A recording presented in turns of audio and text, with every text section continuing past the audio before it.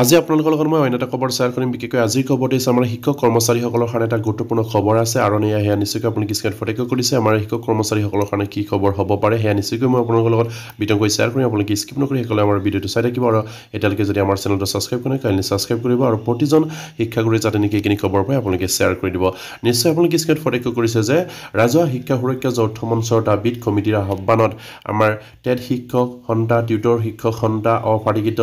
আৰু বহু দল সংগঠনৰ অহযোগত শিক্ষকৰ ন্যায্য প্ৰাপ্তিৰ দাবীৰে প্ৰতিবাদী জনজাগৰণ সভা আহ্বান কৰা হৈছে আৰু সেই মৰ্মে আমাৰ প্ৰত্যেকগৰাকী শিক্ষক কৰ্মচাৰীয়ে অহা 9 মাৰ্চৰ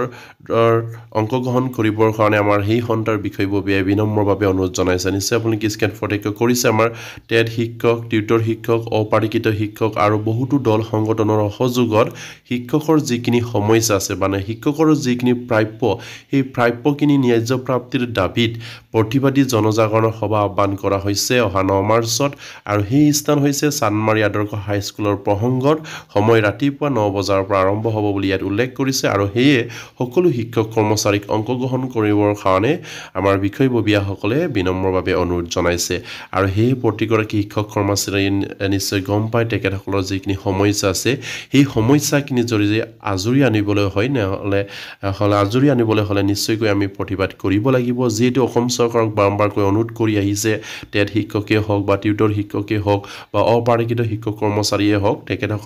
তেখেতসকলৰ যিখিনি সমস্যা আছে সেই সমস্যাখিনি যেন অসম চৰকাৰে অতি সোনকালে সমাধান কৰে আৰু সেই বিষয়টোক লৈ তেখেতসকলে অসম চৰকাৰৰ লগতো আলোচনাত বহিছে কিন্তু অসম চৰকাৰে কেৱল আলোচনাতে সীমাবদ্ধ ৰাখিছে কিন্তু তেখেতসকলৰ যিখিনি সমস্যা আছে সেই সমস্যাখিনি যেন সমাধান কৰাৰ তেখেতসকলৰ কোনো প্ৰচেষ্টা নাই আৰু সেয়ে এতিয়া টেট শিক্ষক টিউটৰ শিক্ষক আৰু অপাৰিগিত শিক্ষক কৰ্মচাৰীসকলে ওলাই আহিবলৈ বাধ্য হৈছে আৰু সেইবাবে তেখেতসকলে এতিয়া অহা 9 মাৰ্চত প্ৰতিবাদী জনজাগৰণ সভা আহ্বান কৰা হৈছে আৰু তাত টেট শিক্ষক হওক বা টিউটৰ শিক্ষক হওক অপাৰিগিত শিক্ষক কৰ্মচাৰী হওক যিমানখিনি আছে আপোনালোকে সকলোৱে সেই প্ৰতিবাদী জনজাগৰণ সভাত অংশগ্ৰহণ কৰি এই সভাটো যেন সফল ৰূপায়ণ কৰাত সহায় সহযোগিতা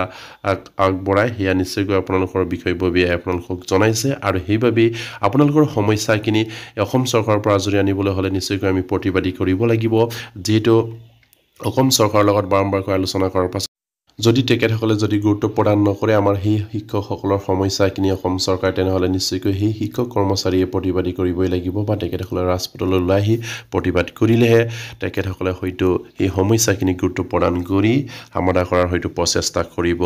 যিহেতু অসম চৰকাৰৰ মাননীয় মুখ্যমন্ত্ৰীকে ধৰি আদি এই শিক্ষামন্ত্ৰীৰ লগত আমাৰ সেইসকল শিক্ষক কৰ্মচাৰী যিসকল বিষয়ববীয়া আছে তেখেতসকলৰ লগত আলোচনা কৰাৰ পাছতো এতিয়ালৈকে কোনো সমাধানৰ সূত্ৰ নোহোৱাৰ বাবে তেখেতসকলে সেইখিনি কাৰ্যসূচী হয়তো ৰূপায়ণ কৰিবলৈ বাধ্য হৈছে যিহেতু আমাৰ শিক্ষকসকলৰ বহুতো সমস্যা আছে এখন স্কুলত বহুতো শিক্ষক জড়িত হৈ থাকে এইখন স্কুলতে বহুতো নানা ধৰণৰ শিক্ষক হৈ জড়িত হৈ আছে নিশ্চয় আপোনালোকে গম পায় যিহেতু এখন স্কুলত এজন ৰেগুলাৰ শিক্ষক থাকে টেট শিক্ষক থাকে টিউটৰ শিক্ষক আছে আৰু সেয়া নিশ্চয়কৈ অসম চৰকাৰৰ এটা সেইসকল শিক্ষক কৰ্মচাৰীৰ লগত বিভাজনমুখী এটা তেখেতসকলে সমস্যা সৃষ্টি কৰি ৰাখিছে আৰু সেই সমস্যাটো যদি সমাধান নকৰে তেনেহ'লে নিশ্চয়কৈ সেইসকল শিক্ষক কৰ্মচাৰীয়ে এখন স্কুলত গৈ তেখেতসকলে পাঠদান কৰাত বহুতো অসুবিধা পায় যিহেতু তেখেতসকলৰ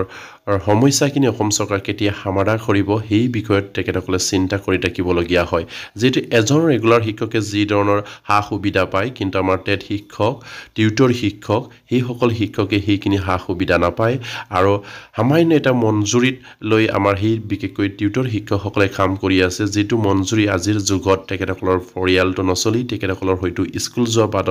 বাট খৰচটো হয়তো নোজোৰে কাৰণ তেখেতসকলৰ সামান্য এটা মঞ্জুৰি 10,800 টকা আৰু 11,700 টকাকৈ প্ৰদান কৰি আহিছে সেই মঞ্জুৰিৰ জৰিয়তে তেখেতসকলে এখন স্কুলত কাম কৰিবলগীয়া হৈছে কিন্তু যিখন স্কুলত তেখেতসকলে হয়তো কাম কৰিছে সেইখন স্কুলতে এজন ৰেগুলাৰ টিচাৰে চৰকাৰৰ যিমানখিনি সা সুবিধা আছে আৰু তেখেতসকলে ফুলফিল হিচাপে দৰমহা পাই আছে আৰু সেই টিউটৰ শিক্ষকজনৰ সমস্যাটো যেন এটা অতি দুখজনক আৰু বিপদজনক তেখেতসকলৰ ভৱিষ্যত কাৰণ তেখেতসকলৰ ভৱিষ্যতৰ যিখিনি সমস্যা আহি আছে আৰু সেই সমস্যাটো যদি চিন্তা কৰিবলগীয়া হয় তেনেহ'লে তেনেহ'লে সেইসকল টিউটৰ শিক্ষকসকলে কেনেকৈ এটা সুস্থ মগজেৰে সেইখন বিদ্যালয়ত পাঠদান কৰিব পাৰে আৰু সেই টেট শিক্ষকেই হওক টেট শিক্ষকেও ৰেগুলাৰ যিবিলাক টিচাৰ আছে সেই টিচাৰৰ সমানত তেখেতসকলেও হয়তো সা সুবিধা নাপায় আৰু সেইও তেখেতসকলেও ভৱিষ্যতৰ যিখিনি সময়খিনি যদি চিন্তা কৰিবলগীয়া হয় তেনেহ'লে নিশ্চয়কৈ তেখেতসকলৰ দুখজনক বিষয় আৰু সেইবাবে তেখেতসকলেও সুস্থ মগজেৰে হয়তো এখন স্কুলত গৈ পাঠদান কৰাটো অসম্ভৱ আৰু সেই সকলো সমস্যা সৃষ্টি কৰিছে অসম চৰকাৰে যদি অসম চৰকাৰে সেইখিনি সমস্যা সৃষ্টি কৰিব পাৰে তেনেহ'লে নিশ্চয়কৈ তেখেতসকলৰ সমাধান কৰিবও পাৰে কিন্তু কিয় সমাধান কৰা নাই এয়া এটা ৰহস্যৰ বিষয় হৈ পৰিছে যিহেতু অসম চৰকাৰে আমাৰ সেইসকল শিক্ষক কৰ্মচাৰীৰ প্ৰতিবাদীবিলাক দেখা নাই নেকি বা তেখেতসকলৰ লগত আলোচনাবিলাক এনেই নেকি তেখেতসকলৰ লগত আলোচনা কৰে কিন্তু তেখেতসকলৰ সমস্যাখিনি হয়তো সমাধান কৰাৰ প্ৰতিশ্ৰুতি প্ৰদান কৰে কিন্তু সমাধান নকৰে এয়া কেনেধৰণৰ বিষয় নিশ্চয় আপোনালোকে গম পাইছে আমাৰ ষ্টেট ফ্ল'ৰৰ যিসকল টেট শিক্ষক আছে বা এছএছৰ যিসকল আমাৰ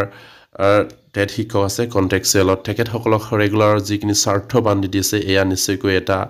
আমাৰ সেইসকল শিক্ষক কৰ্মচাৰীৰ হৃদয়ত আঘাত প্ৰদান কৰাৰ এটা তেখেতসকলে স্বাৰ্থ আৰোপ কৰি তেখেতসকলক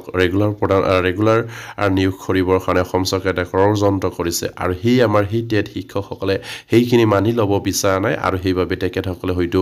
প্ৰতিবাদী কাৰ্যসূচী ৰূপায়ণ কৰিছে আৰু তেখেতসকলৰ যিখিনি সমস্যা এই সমস্যাখিনিও বহুত আছে আৰু সেই সমস্যাখিনি সমাধান কৰিবৰ কাৰণে বিশেষকৈ আমাৰ টেট শিক্ষক কৰ্মচাৰীসকলে প্ৰতিবাদ কৰিয়ে আহিছে আৰু সেইবাবে আমাৰ টেট শিক্ষক টিউটৰ শিক্ষক অপাৰিকিত শিক্ষক কৰ্মচাৰীয়ে মিলি সেইখিনি প্ৰতিবাদী জনজাগৰণৰ সভা আহ্বান কৰা হৈছে আৰু বিশেষকৈ অতি দুখজনক খবৰটো হৈছে অপাৰিকিত শিক্ষক কৰ্মচাৰীসকলক লগত মাননীয় শিক্ষামন্ত্ৰী বা মুখ্যমন্ত্ৰীয়ে বাৰম্বাৰকৈ আলোচনা কৰাৰ পাছতো তেখেতসকলৰ যিখিনি সমস্যা আছে সেই সমস্যাখিনি সমাধান কৰি তেখেতসকলক পাৰিকৰণ কৰাৰ প্ৰতিশ্ৰুতি প্ৰদান কৰিও তেখেতসকলে কিন্তু সেইখিনি কাম কৰা নাই অসম চৰকাৰে আৰু সেইবাবে আমাৰ অপাৰিকিত শিক্ষক কৰ্মচাৰীও তেখেতসকলৰ সমস্যাটো যে অতি সোনকালে অসম চৰকাৰে সমাধান কৰে বা পাৰিকৰণ কৰে সেইবাবে তেখেতসকলে প্ৰতিবাদী কাৰ্যসূচী ৰূপায়ণ কৰিছে যিহেতু 2014 আৰু 2018 চনৰ আইনখন সংশোধন কৰি হ'লেও আমাৰ অপাৰিকিত শিক্ষক কৰ্মচাৰীৰ সমস্যাখিনি সমাধান কৰি তেখেতসকলৰ পদ পাৰিকৰণ কৰিবৰ কাৰণে তেখেতসকলে দাবী উত্থাপন কৰি আহিছে বহু বছৰ ধৰি তেখেতসকলে যিহেতু বিনা বেতনত শিক্ষকতা কৰি আছে আৰু কিন্তু অসম চৰকাৰে বাৰম্বাৰকৈ প্ৰতিশ্ৰুতি প্ৰদান কৰে কিন্তু তেখেতসকলৰ কামখিনি নকৰে নিশ্চয় আপুনি কিছুমান প্ৰত্যক্ষ কৰিছে এখন আমাৰ যিখিনি আমাৰ প্ৰতিবাদী কাৰ্যসূচীৰ এটা যিবোৰ সমস্যা লৈ তেখেতসকলে প্ৰতিবাদী কাৰ্যসূচীত অংশগ্ৰহণ কৰিব ইয়াত লিখিছে ৰাজহুৱা শিক্ষা ৰক্ষাৰ দাবীত মানে ৰাজহুৱা যিবিলাক শিক্ষা সমস্যা আছে সেইখিনি সমস্যা ৰক্ষাৰ দাবীত তেখেতসকলে সেই প্ৰতিবাদী কাৰ্যসূচী লৈছে ইয়াত লিখিছে ৰাজহুৱা শিক্ষা ৰক্ষাৰ দাবীত প্ৰতিবাদী জনজাগৰণ সভা 1 নম্বৰ পইণ্টত দিছে ৰাষ্ট্ৰীয় শিক্ষানীতি অনুসৰি একত্ৰিতকৰণৰ নামত স্কুল কলেজ বিলুপ্ত কৰা বন্ধ কৰক যিহেতু অসম চৰকাৰ ৰাষ্ট্ৰীয় শিক্ষানীতি অনুসৰণ কৰি একত্ৰিতকৰণৰ নামত স্কুল কলেজ বন্ধ কৰি আছে সেইখিনি বন্ধ কৰিবৰ কাৰণে আমাৰ সেই প্ৰতিবাদী যিসকল আছে তেখেতসকলে সেইখিনি দাবী উত্থাপন কৰিছে আৰু 2 নম্বৰতে কৈছে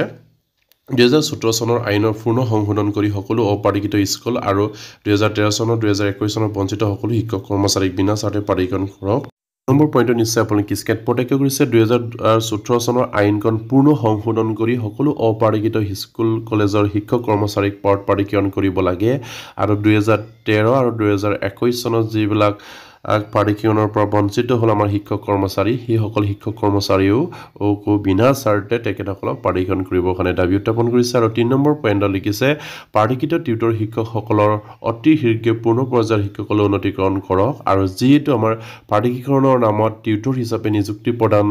কৰি অসম চৰকাৰে এটা আকৌ সমস্যা সৃষ্টি কৰিছে 2021 চনৰ 5 ফেব্ৰুৱাৰী তাৰিখে আৰু সেই সমস্যাখিনি সমাধান কৰিবৰ কাৰণে আমাৰ প্ৰতিবাদী জনজাগৰণ সভাৰ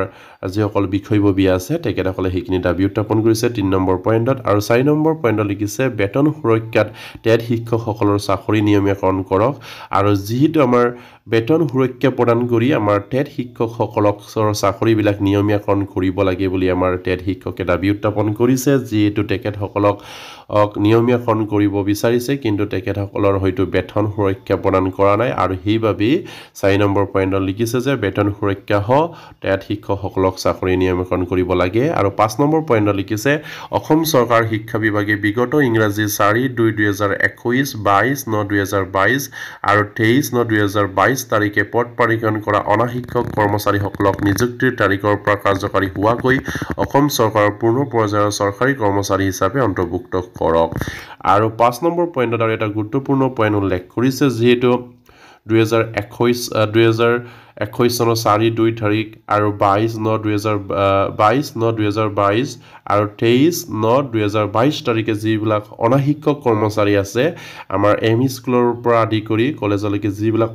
অনাশিক্ষক কৰ্মচাৰী আছে বিশেষকৈ 4th গ্ৰেড 3rd গ্ৰেডৰ অনাশিক্ষক কৰ্মচাৰী আছে তেখেতসকলৰ পদবিলাক ফিক্স পে হিচাপে প্ৰদান কৰিছে আৰু সেইসকল অনাশিক্ষক কৰ্মচাৰীসকলৰ অতি সোনকালে মানে পূৰ্ণ পৰ্যায়ৰ চৰকাৰী কৰ্মচাৰী হিচাপে অন্তৰ্ভুক্ত কৰিবৰ কাৰণে 5 নম্বৰ পইণ্টত দাবী উত্থাপন কৰিছে আৰু বিষয়টো খুবেই এটা গুৰুত্বপূৰ্ণ বিষয় যিহেতু 1ৰ পৰা 5লৈকে গোটেইবিলাক পইণ্টেই গুৰুত্বপূৰ্ণ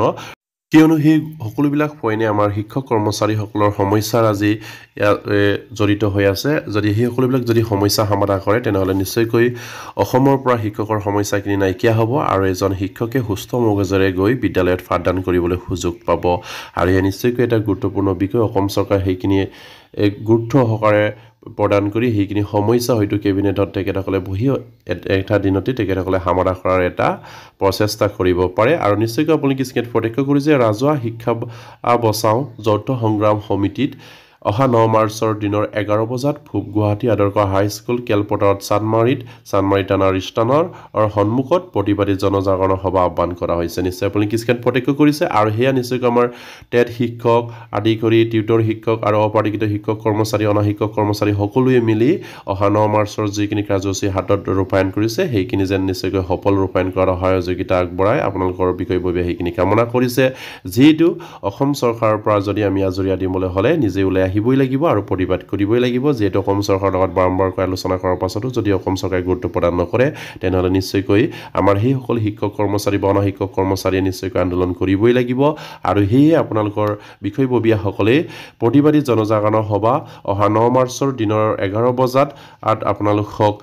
পূব গুৱাহাটী আদৰ্শ হাইস্কুল খেলপথাৰলৈ এই প্ৰতিবাদী কাৰ্যসূচীত অংশগ্ৰহণ কৰিবৰ কাৰণে আপোনালোকক বিনম্ৰভাৱে অনুৰোধ জনাইছে নিশ্চয় আপোনালোকে স্ক্ৰীনত প্ৰত্যক্ষ কৰিছে এই প্ৰতিগৰাকী টেট শিক্ষক টিউটৰ শিক্ষক অপাৰিগিত শিক্ষক কৰ্মচাৰী অনাশিক্ষক কৰ্মচাৰী আপোনালোকে ওলাই আহক আপোনালোকৰ সমস্যাখিনি অসম চৰকাৰৰ পৰা আজৰি আনিবলৈ হ'লে নিশ্চয়কৈ আপোনালোকে প্ৰতিবাদ কৰিব লাগিব যিহেতু আপোনালোকে বাৰম্বাৰকৈ আলোচনা কৰাৰ পাছতো অসম চৰকাৰে আপোনালোকৰ সমস্যাখিনি সমাধান কৰাৰ কোনো গুৰুত্ব প্ৰদান কৰা নাই আৰু সেইবাবে আপোনালোকে ওলাই আহিবই লাগিব আৰু সেয়ে অহা 9 মাৰ্চৰ যিখিনি প্ৰতিবাদী জনজাগৰণ সভা আহ্বান কৰা হৈছে সেই সভাত অংশগ্ৰহণ কৰি সফল ৰূপায়ণ কৰি অসম চৰকাৰক দেখুৱাব লাগিব যে আপোনালোকে এশটাৰ এনাজৰীৰ বান্ধন কৈ আছে যদিহে আপোনালোকৰ সমস্যা যদি সমাধান নকৰে তেনেহ'লে নিশ্চয়কৈ আপোনালোকে একগোট হৈ প্ৰতিবাদী কাৰ্যসূচী অংশগ্ৰহণ কৰিব বা প্ৰতিবাদ কৰি যাব সেই অসম চৰকাৰক দেখুৱাব লাগিব তেনেহে হয়তো আপোনালোকৰ সমস্যাখিনি অসম চৰকাৰে সমাধান কৰে সেয়া নিশ্চয়কৈ আপোনালোকে সেই প্ৰতিবাদী কাৰ্যসূচীত অংশগ্ৰহণ কৰক আৰু অসম চৰকাৰক অনুৰোধ জনাইছোঁ আপোনালোকে আমাৰ সেই সকল শিক্ষক কৰ্মচাৰী অনাশিক্ষক কৰ্মচাৰীসকলৰ সমস্যাখিনি সমাধান কৰি অসমৰ পৰা যেন শিক্ষকৰ সমস্যাখিনি নাইকিয়া কৰে সেই আশা ৰাখিম আৰু সেই প্ৰতিবাদী জনজাগৰণ সভাটো যে সফল ৰূপায়ণ হওক সেয়া কামনা কৰিলোঁ আৰু যে ভিডিঅ'টো মই শেষ কৰিলোঁ প্ৰতিগৰাকী শিক্ষক কৰ্মচাৰীয়ে যাতে নেকি খবৰ পায় আপোনালোকে শ্বেয়াৰ কৰি দিব নমস্কাৰ জয় আই